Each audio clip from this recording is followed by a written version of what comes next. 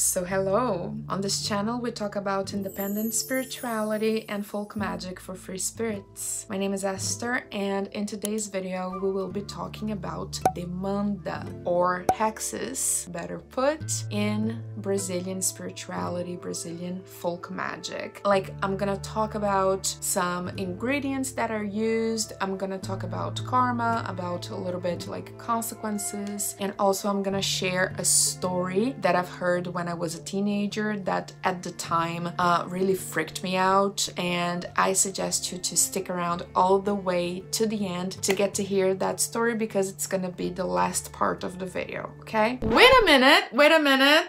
Before we start, let's take a minute to hear a word from today's sponsor, which is myself!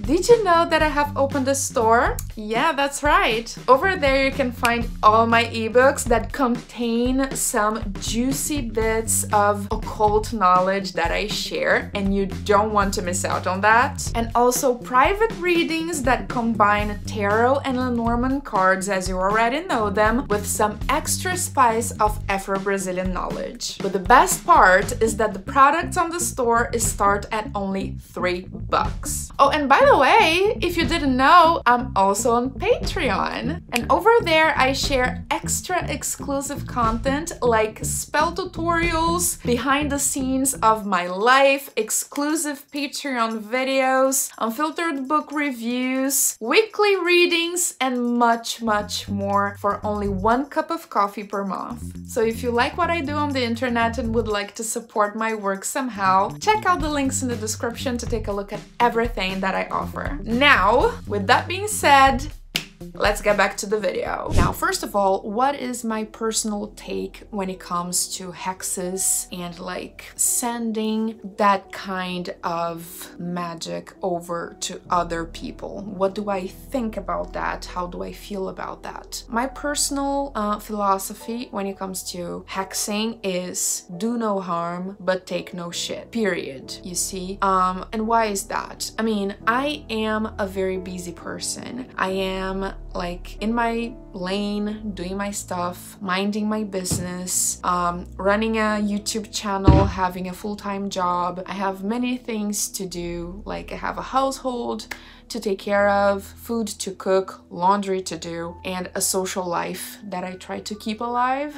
I have many things to do and to occupy myself. So I have like a full life, a life that satisfies me, a life that keeps me busy and happy and entertained and what have you. So what I'm trying to say is that I don't go out of my way to try and make somebody else's life miserable for no reason, okay? I'm not gonna stop everything that I'm doing and try to give somebody else a hard time just for the fun of it, just because I want to. That's not the type of thing that I am into. I am busy trying to create something through my existence, so I don't go around being a bully or a hater, but some people do. They like to do that. They like to pick on other people, like, and I do not admit people to come to me to try and give me a hard time for no reason, just because they are bored, just because they have the time, just because they have nothing better to do. I don't admit to be messed with. And whenever that happens, well, you looked for me, right? You're gonna find me. Simply as that. Simple as that. I was over here living my life, minding my business, and you came over to try and, I don't know, throw me under the bus, mess up my life, whatever, when I was just over here doing my stuff. And no,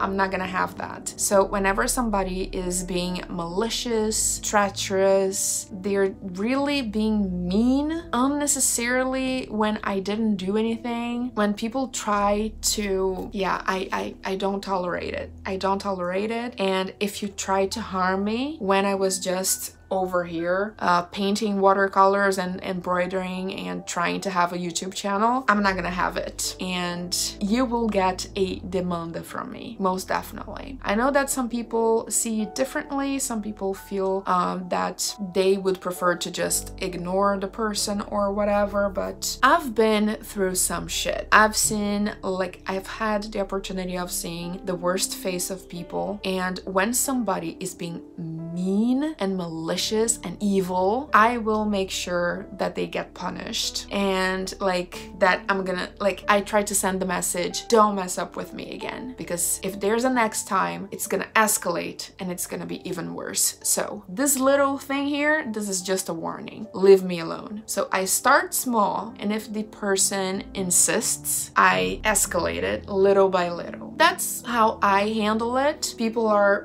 entitled to different opinions and different ways of seeing it, but bottom line, my go is do no harm but take no shit. How about you? How do you see that kind of thing? Leave it in the comments, let's have a discussion. So considering that this is how I view hexing, I'm not gonna for no reason out of nowhere decide that I'm gonna hack somebody just because I want to, just because I can. That's not my style, that's not my vibe, but I will use baneful magic to punish people, especially if they mess up with me in very malicious ways. If I feel threatened, if I feel like somebody behaved like a traitor, they're gonna have it. Oh, they're gonna have it. So I want to make it very clear that this video is not going to be a tutorial of any kind. It's just for spreading information and sharing cultural differences, how things are viewed and done in different places, but I'm not gonna teach you how to do anything. I don't want to give you bad ideas, okay?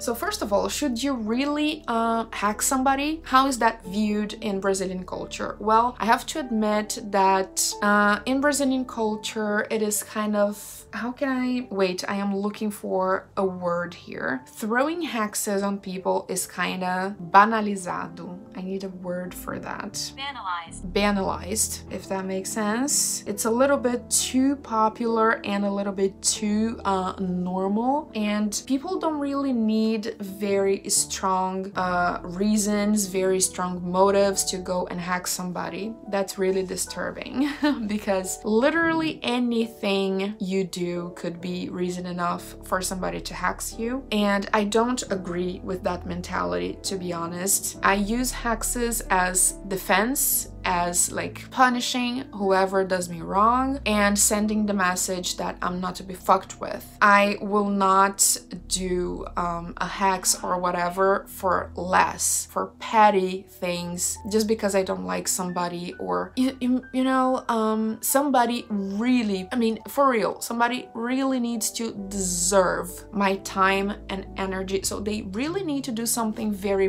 big against me for me to put in the time and the effort to do a hex. And yeah, so it's not for anything petty that I go and hack someone. But in Brazilian culture in general, people tend to be very petty about hexing others, unfortunately. And I mean, how does it work spiritually? According to what I've learned, I also have to state that I'm not the owner of absolute truth. I am coming from a certain standpoint and from the things that I've seen, that I've learned. It doesn't mean that I know everything, and I'm no specialist. I'm just sharing a thing or two that I've learned over time and some things that I've seen myself. So according to what I've learned, spiritually speaking, when you send a hex, the spiritual side will check if that person has karma, if they deserve what you are sending to them. And if they do, the hex will work. And most of the time, people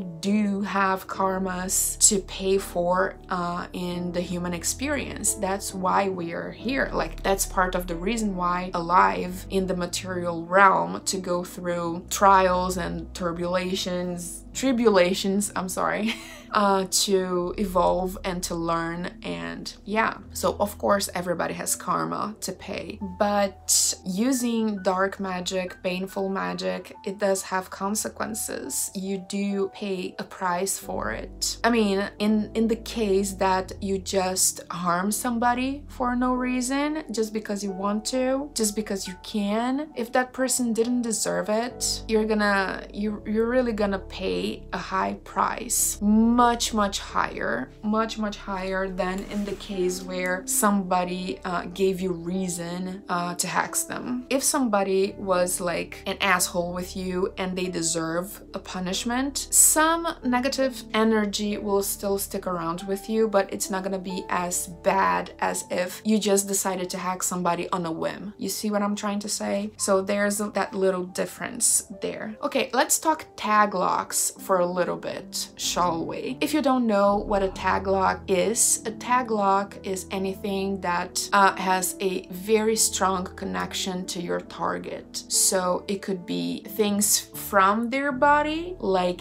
hair, saliva, if you're able to collect that, nail clippings, something that the person used, such as cigarette butts, napkins, whatever. But a tag lock doesn't need necessarily to be something so personal and so difficult to acquire. A full name will do in most cases. Most of the time, you only need a full name. Sometimes the date of birth, but the full name does the trick very well. Let's talk ingredients. So some things that are very commonly used for hexing in Brazilian folk magic are vinegar, and especially when you turn wine into vinegar, that's something very powerful. So if you can, I would recommend you do that over buying vinegar directly. Chili peppers, there's for example dedo de moça. There's also the pepper malagueta, which is a tiny one. There's castor oil, the oil from that mamona, what is it called in English? Castor beans. I used to have castor bean, not the bean, but the little thing,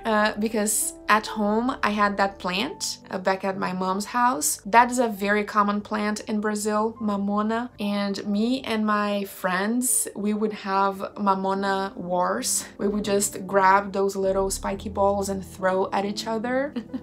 Those were the times. Those were the golden times. I was happy and I didn't know. No, I did. Those were good times. You see, children don't need smartphones. They need mamona plants. Of course. Lemon, that's a classic in many cultures. Birdseed, which is alpiste in Portuguese, and why a seed would be used for baneful workings. This is a very this is an ingredient very common in spells for making people go away, to make people disappear from your life, to make them move, to make them, you see? So birdseed, something that always has to be present in a full-blown hex spell. There's two things that cannot be missing: hatred and blood. What blood exactly? It's up to you. I wouldn't use my own blood, so I'll allow you to wonder about that. Other thing that is very present is animal parts, things such as heads, hearts, stomachs, and sometimes sacrifices. So when it comes to hexing, things get really hardcore. It's no playing around. It's not just lighting a black candle with olive oil on it in your bedroom. Things go down in a more extreme way, let's say. So when animal parts come out, things get heavy. So I've learned that no demanda is done without hatred and blood. Of course, that there are some minor things that you can do just to like annoy the person and to give them minor inconveniences. But if you really want things to go, even if I'm vegetarian and I was vegan for like several years, I cannot deny that animal parts and sacrifices, they're powerful when it comes to baneful magic. There is no way around it. So there's let's talk a little bit about karma, okay? So there's a very popular belief in the spiritual community that everything that you do will come back to you threefold, something like that. Is that true? Does it really happen? So like I have briefly mentioned before, if you do harm to somebody just because you want to, like in a whim, just to amuse yourself, well, that's gonna have very serious consequences for you. And the thing about karma is that it is not a public spectacle. You will pay for certain things in your life in private. It's not gonna be in public for everybody to see. That's not how karma works. You will pay, you will feel what you have to feel, whatever, you will be miserable, you will pay the price, you see, but it's gonna be something intimate that you will cry over when you are in bed and no one will see it. That doesn't mean that you're not paying for certain things that you've done. I have to admit that there's nothing to do with magic, but when I was younger, I did some things that weren't nice, you know. I'm not perfect. I'm not untouchable and like above average. I am a human being. So when I was in my 20s, I've committed many mistakes. And today that I am in my early 30s, I see that I pay for those mistakes. Even if I didn't know what I was doing, I didn't have bad intentions behind my behavior. Today, looking back, I see that I pay for what I've done in the past. And with magic, it works similarly. If you do certain things just because you know how to, or just because you want, and you cause serious harm to people who didn't deserve it, to people who didn't do anything to you, you will pay a high price later on. But that's not something that is going to be showcased for everybody to see. This is between you and the spirituality alone. And just because no one else can see it, it doesn't mean that you're not gonna pay for it. So I would advise you to think twice, or even like many times, before you choose to do harm to somebody without them deserving it. And what does it mean to deserve? Like the other day, there was this person who came to me on Instagram and they wanted me to perform 2 spells for them. A job spell because they were unemployed, and a hex. And I told them that I would need their personal information for the job spell, like their full name and a CV, and they didn't want to give me their information. However, they still wanted me to perform the hex. So like, you are unemployed and you are willing to pay me to do harm to somebody who didn't do anything to me personally. You are choosing that over a spell that could get you a job. I mean, hate does move human beings much more than any other kind of feeling. Honestly, it is incredible. But at the end, I decided to not take it, to not do it, because this person, they wanted to hex. They didn't do anything to me. So I have no business putting myself into the situation. I mean, this person who wrote me on Instagram, they should find their own way to like handle the situation, because it's their situation, it's not mine. So if I would take up that offer and perform a hex to harm somebody that I don't even know, that would have a very high price for me later on. But somebody who comes to me and does me harm when I'm just over here, like I've said before, minding my business and trying to survive, that's different. That's personal to me. That's something that harmed me, and there's gonna be a payback. Some bad energy could be lingering around, but you know what? That's a price I'm willing to pay. I think that for me, it is very important to make it very clear for people to not mess up with me, and to make them regret if they do. I really, for some reason, I cannot explain why, but I take joy in seeing that people are afraid of me. And sometimes when I throw a hex, that's exactly what I see when I meet those people in real life afterwards. And I'm like, yeah, you better be afraid, bitch. I have a very warm and caring and soft side to me, but there's like, I'm a Gemini, and I usually say that there's the dark twin, and you don't want my dark twin to come out and play. Don't tease the dark twin, because the dark twin isn't here together with the fluffy one, so be careful. Okay, now I'm gonna tell the story that I've mentioned at the beginning of the video. So, spirituality has been very present in my family since generations, as I have mentioned in other times. And when I was a teenager, I used to go a lot to one of my sister's house, Rafaela. She's my older, she's a half sister from my mom's side, and she's older than me. I was we were very present in each other's lives when I was in my teen years, and this is the phase of my life that I cherish, that I remember with a lot of love. I have many good memories from that period, especially because my nieces, they were kids, so I participated a lot in their childhood. It was a really very good time in my life. But spirituality was a little bit present here and there, and I remember once that I was at my sister's house and a friend of hers came over to visit, and we would just have my sister, she had some very interesting friends, and I loved to sit and hear them talk. They brought such fascinating information to the table, and this friend, I'm gonna call this friend, I don't know, Rafael.